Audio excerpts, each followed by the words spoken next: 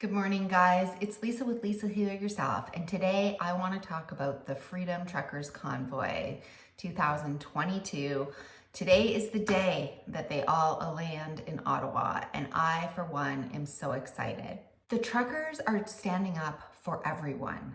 So for those of you that don't know, trucks have been slow rolling their way across the country, all parts of Canada, and they're converging in Ottawa today for a massive trucking protest. A lot of people think that this is just about trucks being able to cross the border back and forth from the USA into Canada, but it is not. The reason why this movement is so big and why there's crowds of cheering Canadians on every overpass, every town, every corner, is because the truckers are doing this for all of us.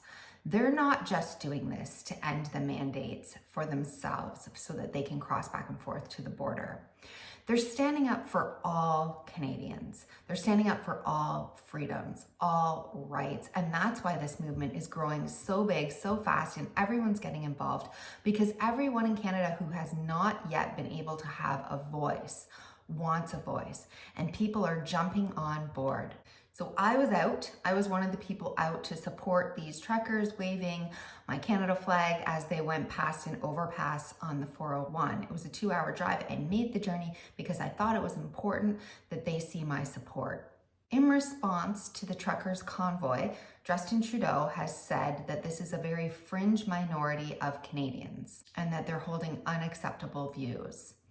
So this is a concerning statement to me, and it should be a concerning statement for all Canadians, because fringe or not fringe, and this, by the way, is not a fringe movement, every Canadian is important. Every hardworking, upstanding Canadian who wants to be heard and wants their right to their personal liberty and freedom is important, and these are not unacceptable views. So I was there to show my support, and I have to say, it was amazing to be a part of.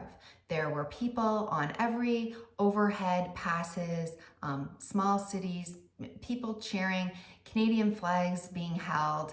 There's so many pictures. I want to scroll through some of them here. I am so proud of all these truckers and all the Canadians that are standing up for choice and consent and freedom. And this is definitely not a fringe rally, nor was it anything less than a movement of peaceful, united patriots getting together and showing their support for not only themselves, each other, and the country. So as they come to Ottawa today, I'm not sure what's going to happen. As a Canadian, I can tell you that Ottawa is a small capital city compared to most. I mean, it's big, but it's small. The streets are small. I'm not sure where all these trucks are going to go. I'm not sure how it's all going to happen today, but I know they're on the way. It's so exciting. This Freedom for Convoy is so exciting. There's been people all over the world giving support. Australians, UK, Sweden, Ukraine, Russia, like people all over the world are showing their support. They're sending out their own convoys. They're starting their own convoys. And I want to give a special shout out to our neighbors in the United States, the freedom fighters in the United States who are standing up for freedom alongside us, who are sending in their trucks. They're sending in trucks of support. And for those of them who can't cross the border because of this mandate, they'll be camping out at the border. For those who do get through, for those who are already the V word, they will be able to come through and come all the way to Ottawa. I also want to say that Prime Minister Trudeau is maybe legitimately isolating for the next 5 days due to a COVID exposure. But for somebody who's been triple vaxxed, who wears a mask everywhere he goes, I find it a convenient time not to come out and face these truckers and everybody else who wants answers, who wants to be heard. So I really hope that everyone will stay in Ottawa as long as it takes for his isolation period to be over and him to come out and address everybody, this fringe minority, all of Canadians who are wanting freedom and liberties. It's time to end the mandates. So why am I talking about this on my channel? This is a channel for natural health and healing. I'll tell you why. As somebody who has been pharmaceutically injured.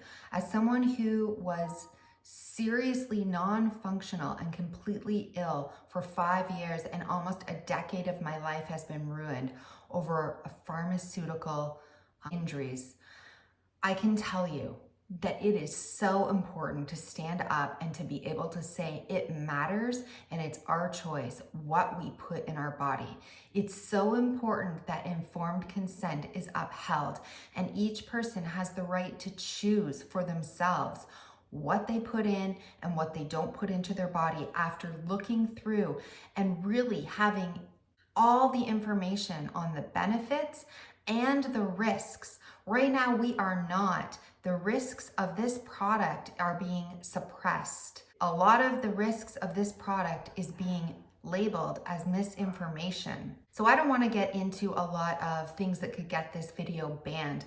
So all of these are experimental. First and foremost, these are experimental. They're being used under emergency situation, emergency use. That's how they're getting them. The fact of the matter is that when people are given by informed consent, is that when someone goes to get this, they must be given the benefits and the risks, and they must be able to make a choice for themselves. Right now, they are not being given the benefits and the risks because the inserts are blank. They are not sharing you the risks. They're only saying that they're safe and effective, and you can go look up more information online. The information online is not accurate because it's simply not possible to make an informed decision on these until all the information from the CDC is presented. Right now, the public does not have open access to all the studies, all the safety, all the trial information in which they want 55 years to present it, and they've only been given 8 months. So right now, we do not have the information to proper informed consent. So there is no way to make a valid or safe decision because we do not have the information. And until all that data is available, you will not have all the information on the risks and benefits. I also want to state that parents must be permitted to make decisions for their children. And again, they don't have the information, nor will they have it, because this is, again, experimental. We're only just now experimenting with our children on this. So we do not have all the data, we do not have all the information to make a clear and informed decision, nor do children, nor could they sift through this huge amount of information and come to a decision. A child needs a parent's guidance on this decision. The parent needs to be able to stand for the children's decision. It's easy to see that these are a complete and utter failure, because not only do they not prevent transmission, they do not prevent this itself, and now we're seeing a lot more rates of the new variant in this amount of people than we are people who decided not to get it. Infection rates are also up among the fully amount of this people. So I don't want to get too into it because I don't want this to get taken off. There's so much information online. You can go look it up. But these truckers in Canada are standing up for informed consent. They're standing up for free choice, the ability to choose what goes into your own body. And I just think the way that the news organizations are showing it now, because they have to. I mean, these trucks are coming and they're literally almost here. But the way that they froze it out for a very, very long time. They decided they weren't going to cover this story. And now that they finally have to cover it, I believe they're covering it in a not so great light. They're trying to make it out to be dangerous. They're trying to make it out to be violent. This is definitely not. I can tell you from even going to the side of the road, people are patriotic. They're waving their flags. The organizers are wanting this to be a peaceful rally. They are saying peace at every post, on every post that goes out, to keep this peaceful, to keep this Canadian, to show the world what a true Canadian patriot looks like. They are worried that there's going to be some plants in the crowd from the other side that's going to stir up and start violence. As soon as violence happens, the Prime Minister can then invoke something to remove all the people and then to make a rule that there's no more protest going to be allowed here at Parliament. So I know that they're probably wanting that. We're hoping that there's going to be no plants in the crowd and that this stays what it is intended to be, a peaceful rally for freedom. This is not fringe. These are great Canadians who want their personal freedoms, who are standing up not only for themselves, but their children. And unless you want to continue this for the rest of your life, continue to have something mandated on you, allow the government to choose what goes inside your own body for the rest of your life and the rest of your children's life. It's time to take a stand. It's time to stand up and support these truckers, not just for their own mandates, but for everybody worldwide. Because if we don't want to be told what we have to put in our body and what we don't have to in order to be free and earn a living and keep our jobs and travel and have a nice life, then we need to take action. And it's got to be peaceful action, peaceful non-compliance, holding up the liberties and the Canadian Charter of Rights that says each person shall have freedom of movement, freedom of assembly, freedom of, to what goes in their own body, holding up informed consent. These are all important rights for us to stand strong on, particularly when we know that there are many dangers associated with this. There have been recorded more than 100,000 injuries, more than 20,000 deaths. And although the media is downplaying it, this is coming from the VARS database. This is coming from VARS itself, and this is underreported at best. So these things need to be shared by the media. They need to be shared with every single person who goes in before they decide what to do. And we need to have the choice to decide for ourselves, weighing the benefits and risks, knowing all the information. We cannot censor. We cannot censor videos online anymore. Channels, credible doctors, people who are standing up, who are being brave and courageous, and sharing information that is life-saving. We cannot just label it and slap it across with misinformation and conspiracy theory. There needs to be a dialogue, a scientific dialogue that is transparent, that is open-ended.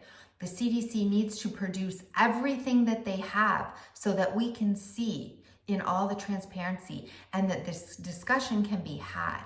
And yes, there is a shared consensus around the world that these should be mandated. But it's because people are being spoon-fed information, given and spoon-fed a narrative over and over and over on the media from all of our politicians that would only support one angle of this story. The governments, the media, the people who fund and are funded by the profiteering companies, the pharmaceutical companies that are making a product and making billions, if not trillions of dollars from this. Hey, we've got to stop talking about analogies online, like, should I be allowed to not wear a seatbelt? What if I want to choose to drink and drive? These are ridiculous analogies. The bottom line, nobody should be mandated to put anything in their body they choose not to, let alone something with liability protection, complete and utter liability protection, a shield for a company that makes trillions of dollars and will not be held responsible for anything that goes wrong. When we already know that tens of thousands have been seriously injured and harmed, not to mention died from this. And on top of all this, we are discrediting people, firing people, taking away livelihoods of people, educations, and trying to make anyone who dares to have freedom over their own health decisions somewhat of a domestic terrorist or a bad person or be shunned from society. So people need to start waking up. They need to stand with these truckers. They're taking a stand not just for themselves, but for all of us. People need to wake up and see who the bad guys are in this situation. It's the pharmaceutical companies, and it's everyone who's been funded and is funding them and profiteering off of this. I want to end by saying all throughout history, through any situation that we've learned from in history, any war, any bad situation, even any fictional books and movies that we see in Hollywood and that we read, is the bad guy ever the person who says, I stand up for my freedom over my own decisions in my own body? Or is the bad guy the person who says, I demand control over you and your body. I know what's best for you. And it is time to end the unethical mandates and restore freedom. It is time to do this now. So I am so proud of our Canadian truckers. I am so proud of everyone who is peacefully standing up for this. And I urge you, if you can get out in any small way, if you can stand up for freedoms and liberties for yourself, for your children. This is important to our longevity. This is important to humanity. And it's important to your health and healing journey, because you cannot heal if you're continually having to take something that somebody else deems important for you, that a pharmaceutical company profits off you. And yes, this is personal for me as an pharmaceutical injured victim that destroyed my life and my family's for a decade. I know firsthand the dangers, and so I know how important it is to stand up and to have and to be able to analyze the risks and the benefits of something before you put in your body. So I hope that you've enjoyed this video. I wanted to cover this story. I'm going to continue to cover this story because I think it's important and it's foundational to health and our healing journeys, be able to choose for ourselves. So I'm excited about the trucks rolling into Ottawa. I can hardly believe that it's actually happening, and I'm so proud of everyone. And here's a few more shots from it, and I will see you in the next video.